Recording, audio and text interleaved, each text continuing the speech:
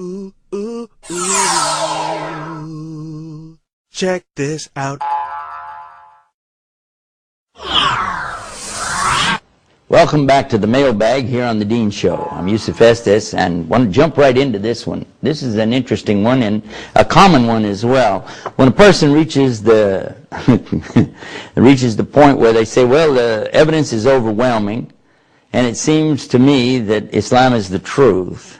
I can't really come up with anything else. It looks like it's the only way to really understand the concept of God and the proper way to reach Him or worship Him. But, and there's always a but, isn't there? Otherwise you wouldn't write the letter. You'd just go ahead and enter Islam. But, he said, I have a habit over my life of chasing women, drinking alcohol, and various and other sundry things that he details here we don't need to go into. But in any case, he said, what if I went to Islam, which seems right to me, but at the same time, what if I can't hang on? What if I fail? What if I fall out of Islam? What if I go back to the evil that I used to do? What if I can't do all the praying and the fasting and the things that Islam calls for? Maybe I don't want to grow my beard, or in the case of one of the sisters, lady, she asked that, what if I can't wear that cover on my head, things like this? And then they would consider me an apostate, and then would they kill me? And I'm going to tell you, I don't mean to laugh because I know that it's a serious question, but the reason I'm chuckling is because I went through the same thing myself. When I came into Islam, I said, wait a minute, guys, I don't know this. You guys are praying 5 times every day. What if I forgot to pray? You know, what would happen then? And you're talking about fasting. You're talking about not eating, not drinking, not enjoying some of the things I take for granted every day. You want me to give that up for a whole month out of every year? It's not that I don't really want to, it's that what if I can't, or what if I forget? You know, it might be too much for me. And so, and I also had heard that if you left Islam, they'd chop your head off.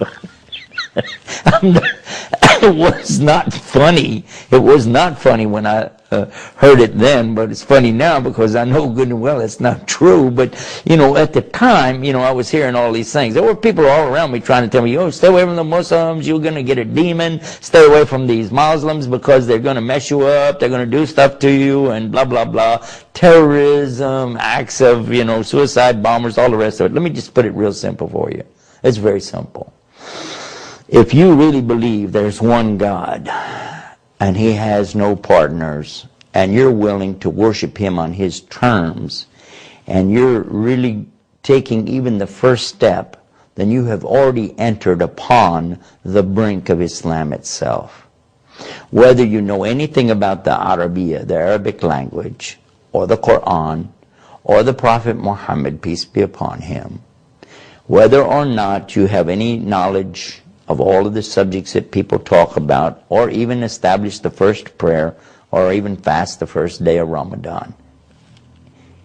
The fact that you believe and you're trying your best indicates immediately you're progressing toward true Islam.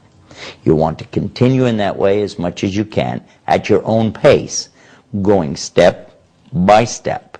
Don't worry about the other people around you. This is not a race between you and the people. This is something where you are making your own contact, your own hookup, connection with the Lord above. Let Him guide you, and then you move forward at a pace that you can handle. And if you do fall back, if you do slip, know that He forgives. He says that He can forgive anything at all, except that you worship other than Him, that you establish some kind of partners with Him that is not there. So keep that in mind, and then do this. Go in your heart and pray and say, oh Lord, I know that you exist, and I know you created me, and I want you to give me the best for me. Guide me to the truth.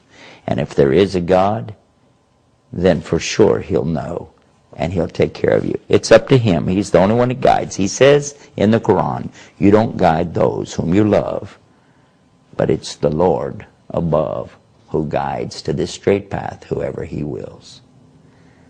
With that, we'll turn you back over to the Dean Show. And until next time, peace. Assalamu alaikum wa rahmatullah.